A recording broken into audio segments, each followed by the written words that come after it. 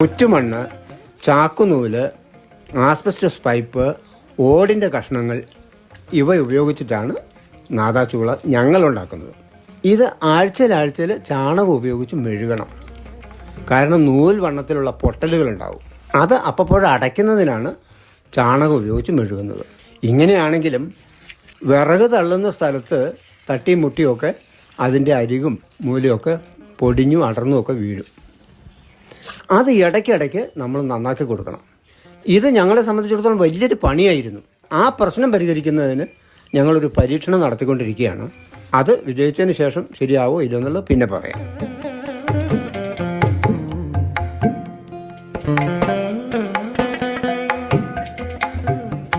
പകം വന്ന ഈ മണ്ണാണ് വേണ്ടത്.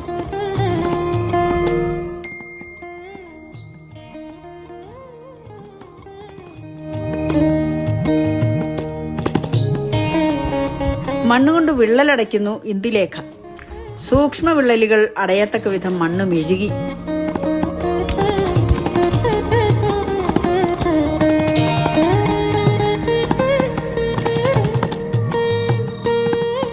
അതിനു പുറമെ വിഷ്ണുവും കണ്ണകിയും കൂടി ചാണകം മെഴുകി ചുമരുകൾ സുന്ദരമാക്കി. ഒരു കൂട്ടർ ആജ്ഞാപിക്കാനും ഒരു കൂട്ടർ അധ്വാനിക്കാനും എന്ന പ്രത്യയശാസ്ത്രം ഇവിടെ വിലപ്പോവില്ല. ജോലികളിലെ ഉയർച്ച താഴ്ചകളും ലിംഗഭേദവും ഒന്നും ഇവിടെ വിലപ്പോവില്ല. അതുകൊണ്ടാണ് ഏതു പണിയും ആഘോഷത്തിന്റെ സന്തോഷത്തോടെ ലാഘവത്തോടെ ചെയ്യാൻ കഴിയുന്നത്.